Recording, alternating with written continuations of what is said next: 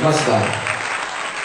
આજે આપની સમક્ષ હદ કરી ચેનલમાં હું તો પૂછીશ જ કાર્યક્રમ અંતર્ગત આપણે સરકારી અધિકારી મિસ્ટર ખાવકણિયા સાહેબને જે એમની ઉપર ભ્રષ્ટાચારના આરોપો લાગ્યા છે તો એમના વિશે એમનું શું કહેવું છે?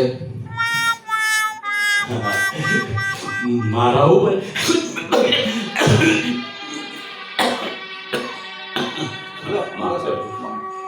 માફ કરજો. મારા પર લોકો કહે છે કે ભ્રષ્ટાચારના આરોપો લાગ્યા છે.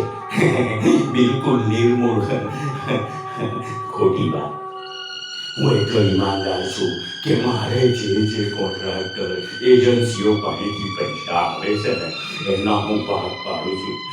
નેતા સચિવો કે પછી ઓર્ગેનાઇઝરો કે કોન્ટ્રાક્ટરો જે કંઈ માટે એના સરખે ભાગે વેચીને ખાઉં છું. જેટલો ઈમાનદાર ભ્રષ્ટાચારી અધિકારી આ દુનિયામાં પેદા નથી થયો.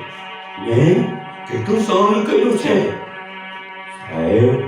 તમે તો ચેનલવાળા મારું લોહી પી ગયા છો. જનતા અમને ગાળો દે છે, નેતાઓ અમને ઠપકો આપે છે. કેટલું અમારે ધ્યાન રાખવું. અમારા છોકરાને ફોરેન સેટ કરવાના, લક્ઝરિયસ બંગલાઓ, લક્ઝરિયસ ગાડીઓમાં ફરવાની અમને શોખ ન હોય? અમે કંઈ ભ્રષ્ટાચારી નથી. અમે બધાને વેચીને ખાઈ છીએ. અને બીજું અમારા હકનું ખાઈ છીએ. અમે કોકનું નથી પડાવી લેતા. અમે તો ફક્ત અમારા માટે ફાર્મ હાઉસ બનાવ્યું. એટલે હવે તો હું VRS લઈ લેવાનો છું.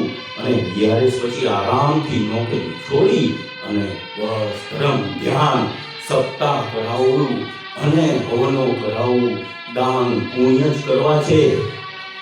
આજે સૌને જય શ્રી કૃષ્ણ. કાલે ઓફિસમાં વહેલા આવજો. ડ્રોવર કબાટમાંથી નોટો કાઢી નાખજો.